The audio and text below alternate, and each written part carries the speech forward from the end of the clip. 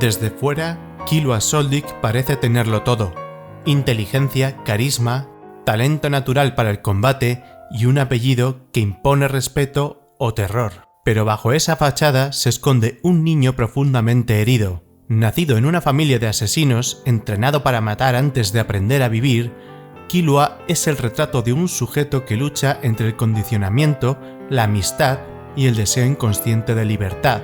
Este análisis no pretende simplemente seguir los pasos de su desarrollo, sino explorar los nudos psicológicos que lo atan y los momentos clave en los que Killua empieza a romper sus propias cadenas. Hola, soy Pariston Beans, y en esta ocasión os traigo el psicoanálisis de Killua Soldic, uno de los 4 protagonistas de Hunter x Hunter. Antes de comenzar, advertir que este tipo de vídeos tienen como fin el entretenimiento y están basados en personajes ficticios, por lo que no deben tomarse como un dogma. Y sin nada más que añadir, comencemos.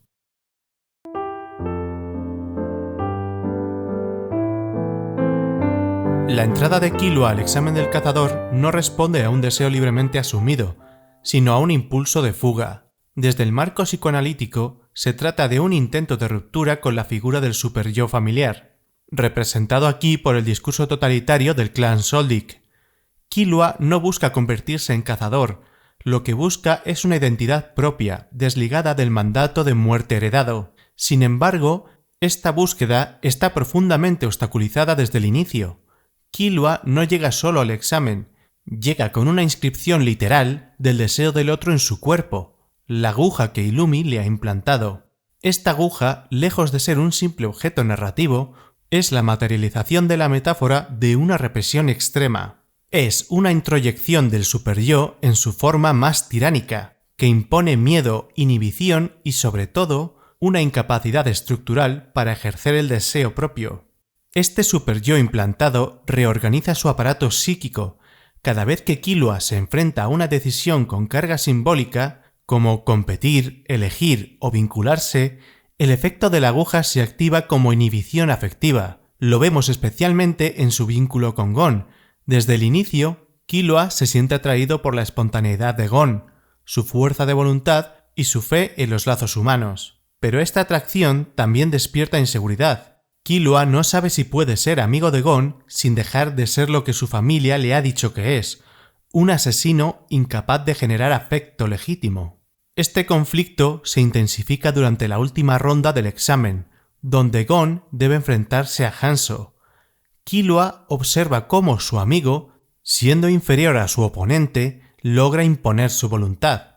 Aquí se activa en Killua un sentimiento de inadecuación que roza lo narcisista. Comienza a percibir que Gon encarna una superioridad moral y emocional que él no puede alcanzar, y aunque no lo verbalice, esta inseguridad lo empuja a preguntarse: ¿me querrá Gon si descubre quién soy realmente?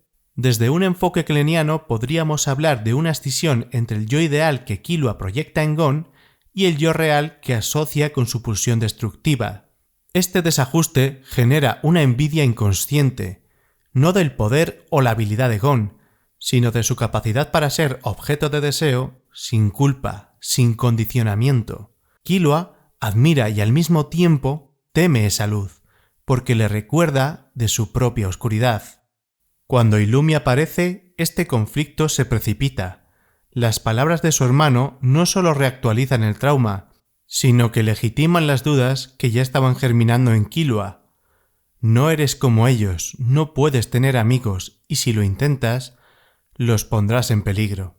La aguja en su cabeza opera como una tecnología del superyo, una voz internalizada que le ordena desconfiar del otro, de sí mismo y del vínculo. Killua, ante esta presión, no puede sostener la posibilidad del afecto y la elección, y recae en su rol condicionado. Asesina a Bodoro, abandona el examen y se retrae. En resumen, Killua no fracasa por falta de habilidad, fracasa porque el yo aún no puede contener el deseo de ser querido sin matar. El vínculo con Gon activa esa posibilidad, pero también la angustia que lo acompaña.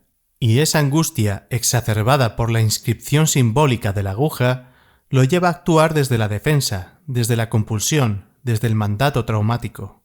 El Killua del examen del cazador es aún un sujeto atrapado en el conflicto entre el deseo y el mandato, entre Eros y Tánatos, entre el amor y la repetición.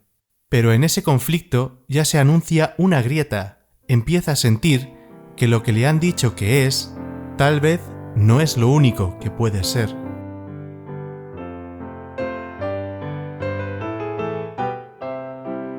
Tras el fracaso en el examen del cazador, Killua regresa al monte Kukuro, no por elección, sino por coacción psíquica. Este retorno puede leerse como una regresión al espacio del trauma, un movimiento que no representa una reconciliación, sino una repetición, la compulsión de volver al escenario original de su alienación.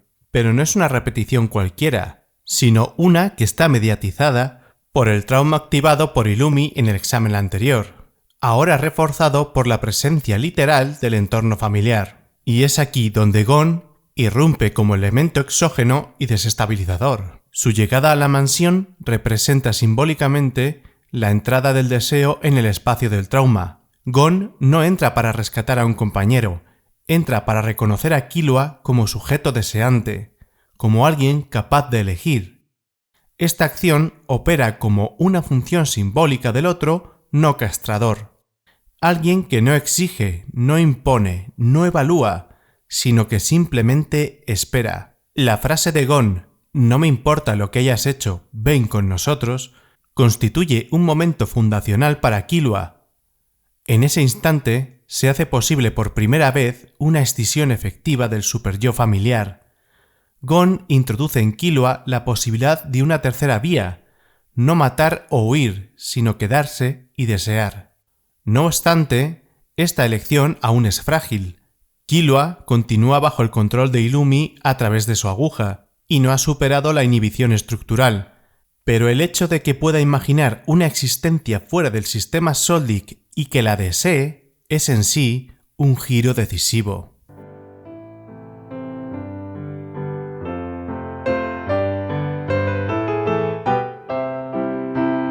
En el arco del Coliseo del Cielo, Killua entra en una nueva fase de proceso psíquico, la transición de un sujeto condicionado por el mandato familiar a uno que empieza a esbozar un yo autónomo aunque aún inestable. A diferencia del arco anterior, ya no está bajo vigilancia directa de la familia Soldic, pero eso no implica libertad. El superyo familiar ha dejado de estar presente como figura externa, para operar ahora como una voz interiorizada, como sombra persistente en su aparato psíquico.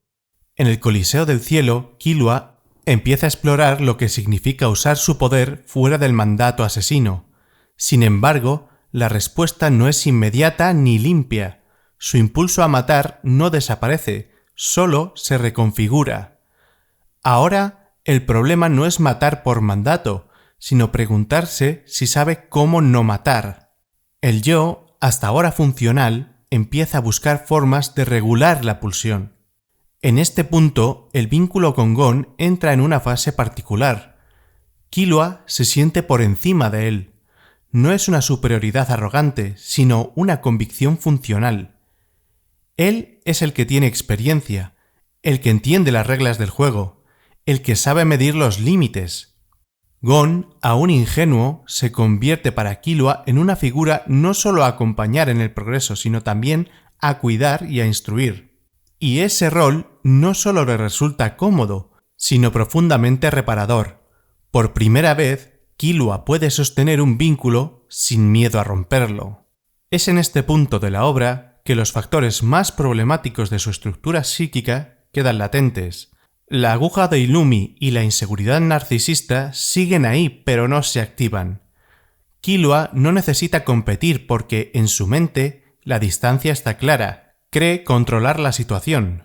Así, el Coliseo del Cielo no es solo un escenario físico, sino un estado psíquico, una pausa entre el trauma y la repetición. Killua no ha resuelto su conflicto, pero ha ganado un poco de espacio para sí mismo.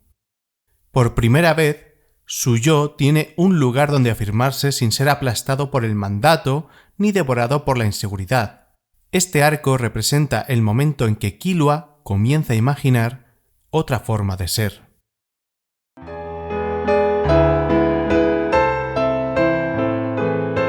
En Your New City, Killua entra en una etapa de tránsito silencioso, donde su aparato psíquico comienza a reordenarse. Atrás queda la estructura cerrada del mandato, representada por la familia Soldic. Lo que emerge es una subjetividad que empieza a preguntarse, tal vez por primera vez, ¿qué quiere ser fuera del molde del asesino?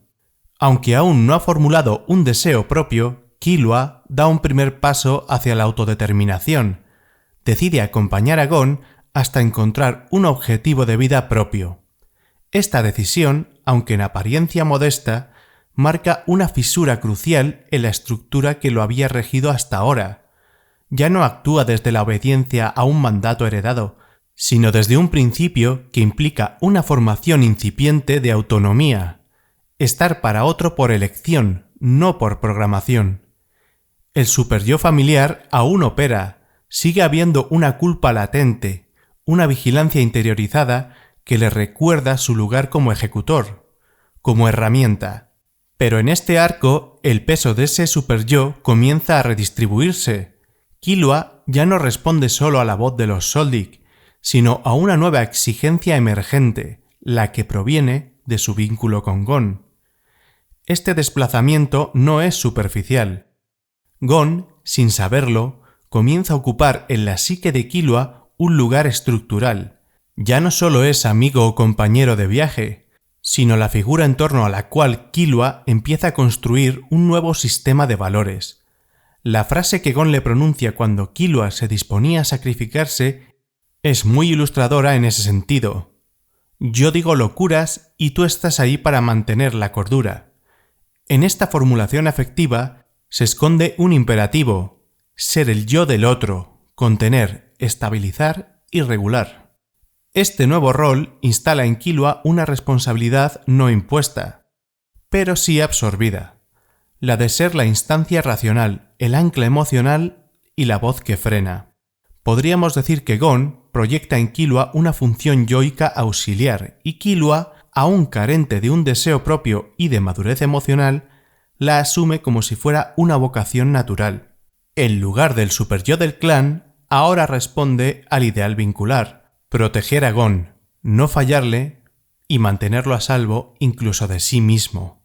Durante este arco, en los momentos complicados, vemos cómo la psique de Killua se enfrenta a una tensión producida por dos impulsos que empujan en direcciones opuestas. Por un lado, la aguja de Illumi que intenta imponer la autopreservación por encima de todo, y por otro, esa construcción del yo que comienza a solidificar una ética donde la importancia del vínculo es tan, si no más importante, que esa autopreservación. En la escena donde Killua y Gon están siendo retenidos por Nobunaga, es donde vemos el mayor exponente de esa tensión, y para este punto vemos que el yo ya vence al superyo reforzado por la aguja. En este arco se empieza a consolidar un nuevo equilibrio inestable. Killua no ha dejado de ser quien fue, el asesino precoz, el niño condicionado por la violencia, pero ahora se ve a sí mismo desde otro lugar. En este momento importa quién es para el otro y quién puede llegar a ser para sí. Lo que York New inaugura entonces es una transición estructural del superyo opresivo al imperativo ético autoasumido, de la inhibición traumática a la resistencia interna, del objeto instrumentalizado a la función elegida en un vínculo. Killua empieza a ser sujeto de su historia, aunque aún no haya definido el rumbo.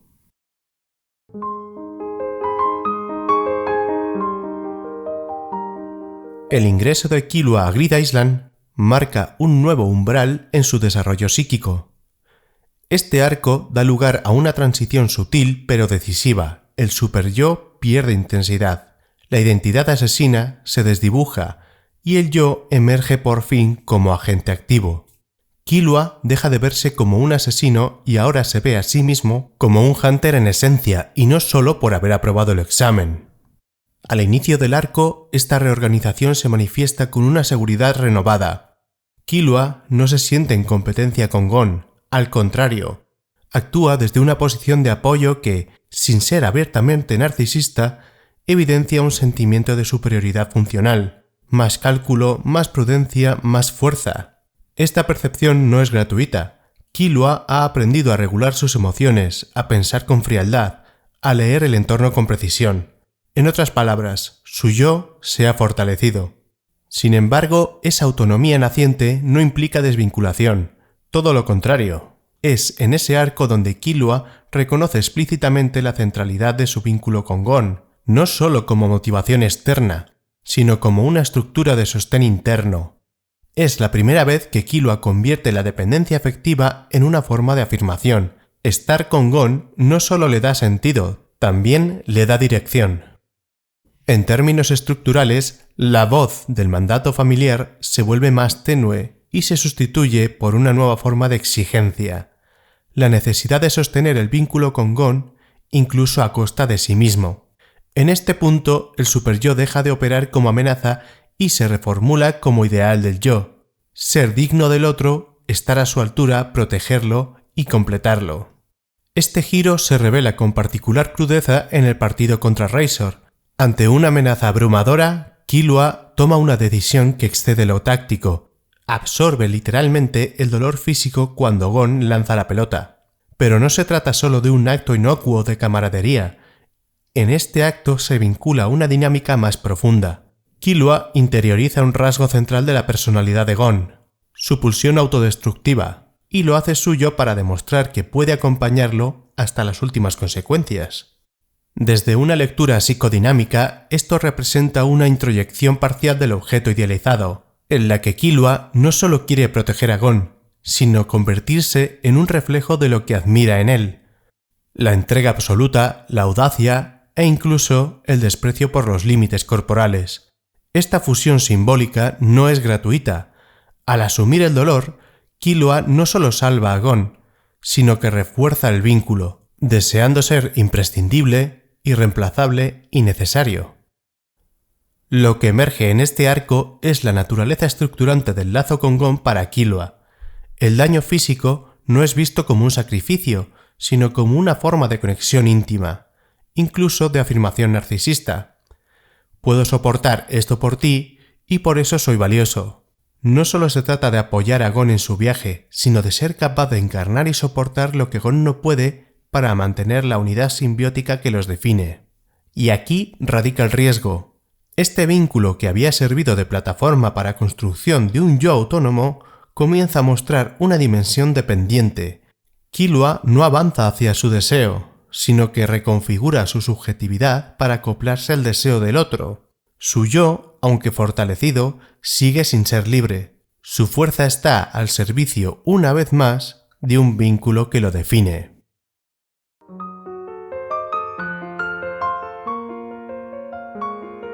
El arco de las hormigas quimera representa el núcleo traumático de la evolución psíquica de Killua Soldic. Aquí, la tensión entre el superyo heredado, el yo en desarrollo y el objeto de su vínculo, es decir, Gon, alcanza su máxima expresión, hasta romper por completo las formas anteriores de funcionamiento mental del personaje. Killua, que hasta ahora había orbitado alrededor de Gon como un yo auxiliar, se ve empujado por la violencia de los acontecimientos a descubrir las grietas profundas de su dependencia afectiva, y con ello las fracturas internas de su identidad. Cuando Pitou ataca a Kaito, Killua reacciona como nunca antes había hecho con su amigo. Con un instinto protector, decide incapacitar a Gon para cumplir la orden de Kaito de huir, asumiendo por primera vez una responsabilidad que va en contra del deseo de su mejor amigo. Esta elección, aunque racional, deja a Killua psicológicamente devastado. El yo no encuentra sostén en su decisión, porque el objeto que lo valida está inconsciente. Pero es precisamente Gon quien, al despertar, le devuelve el sentido a esa acción. Gon llama a Killua su luz, lo reconoce y lo alivia. En este momento fundacional, Killua invierte la lógica vincular. Si antes él era el apoyo, ahora Gon pasa a ser la fuente de sentido. Killua se pregunta si debe seguir a su lado, y concluye que sí, no porque deba, sino porque no sabe vivir sin él. Aquí se funda el patrón de dependencia emocional que marcará el resto del arco. El siguiente gran hito psicológico ocurre durante su entrenamiento con Biscuit. La maestra le señala el defecto central de su estilo de combate, un hábito arraigado de retirada, grabado en su subconsciente por la formación familiar y que está reforzado con la aguja de Illumi. Killua está prisionero de una defensa arcaica, la evitación como principio regulador del yo frente al peligro. Biscuit lo confronta de forma cruda. Si no supera ese patrón, será mejor que se aleje de Gon, ya que algún día lo matará con su pasividad. Esta advertencia, de raíz moral, no solo lo hiere, lo reestructura. Bajo este mandato, Killua entra en su combate con Shot, pero fracasa. La fuerza del condicionamiento inconsciente es aún mayor que su voluntad consciente. Derrotado, toma una decisión desesperada. Al no ser capaz de protegerlo, debe abandonar a Gon, es decir, elige el sacrificio del presente en nombre de una desvinculación futura. Aquí el yo no actúa con libertad, sino que se reduce a una función instrumental del deseo del otro. Este punto culmina durante su enfrentamiento con Ramot. Killua experimenta de nuevo la parálisis ante el peligro. El cuerpo no responde, la mente se fragmenta, pero esta vez, empujado por la urgencia de proteger a Gon, Killua confronta su núcleo traumático y termina por extraerse manualmente la aguja de Illumi, implantada en su cerebro para condicionar sus decisiones en favor de la autopreservación. El acto de extraerla es una liberación simbólica y literal del superyo familiar. Killua rompe con el mandato del clan y al hacerlo resurge como sujeto deseante. Ya no se rige por el miedo a la muerte, sino por la necesidad de decisión propia. Este momento es clave, representa el fin de la herencia Soldic como principio rector. Sin embargo, no implica aún una subjetividad sana. La estructura del yo está debilitada y el deseo sigue fuertemente alienado al vínculo con Gon. Tras estos acontecimientos, el yo de Killua va cediendo el control de forma tenue pero constante ante la figura del otro. Antes de la confrontación con Pitou, Gon pronuncia un simple «vamos», pero en ese llamado, Killua detecta algo profundamente inquietante. No se trata de una invitación afectiva. Killua obedece, no por convicción, sino por miedo a romper el lazo. Esta escena es uno de los momentos más oscuros del personaje. El yo renuncia al respeto propio para sostener la relación. El deseo ya no está reprimido, está colonizado. Este sometimiento encuentra su expresión más brutal cuando Gon le dice: «Para ti es fácil, tú no te preocupas por Kaito». En esa frase, Gon, de manera cruel, niega la dimensión afectiva de Killua, lo reduce a lo que más teme ser, un asesino sin empatía. Es un espejo invertido que lo hiere lo más profundo. La imagen que Gon le devuelve es la misma que él ha estado tratando de destruir desde que huyó de su familia. En ese instante, Killua ya no se reconoce en el vínculo, pero no se aleja, aún no puede, sabe que está siendo reducido, pero por falta de madurez emocional no sabe cómo separarse. El siguiente hecho significativo en el desarrollo psicológico de Killua es en su encuentro con Palm. Cuando habla con ella, lo hace desde el agotamiento. Reconoce con una honestidad brutal que ya no sabe cómo ayudar a Gon, que está roto, que el otro, su luz, se ha convertido en un pozo de oscuridad al que ya no alcanza. Este reconocimiento marca un momento de apertura emocional sin precedentes. Por primera vez, Killua exterioriza su fracaso, su dolor y su impotencia. El yo empieza a tomar contacto con la verdad emocional negada durante todo el arco. Y es Palm, con una mirada externa, quien le ofrece un único consuelo posible. Killua es el único que puede salvar a Gon, no siendo usado como escudo, ni como una herramienta, sino como persona. Y es esta afirmación la que ayuda a reestructurar y restaurar a un Killua que estaba emocional y mentalmente derrumbado. El arco concluye con Gon en estado crítico. Todo lo ha hecho solo, no pidió ayuda, no se apoyó en Killua, y sin embargo, Killua permanece. Decide salvarlo, no por deber, sino por amor. Pero su deseo ya no es incondicional, espera una disculpa y un reconocimiento. Esta espera no es venganza ni revancha. Es una necesidad de reparación simbólica que devuelva equilibrio al vínculo. Aquí, el yo de Killua comienza a reconstruirse con base en el respeto mutuo, no en la necesidad unilateral. Por primera vez, Killua espera algo para sí. El Killua que emerge del arco de las hormigas quimera ya no es un niño huyendo de su familia, ni un amigo aferrado a su otro significativo. Es un sujeto quebrado pero lúcido, que ha visto lo peor del amor cuando éste se vuelve posesivo, y que empieza a intuir que su vida debe tener un eje más allá del reflejo del otro.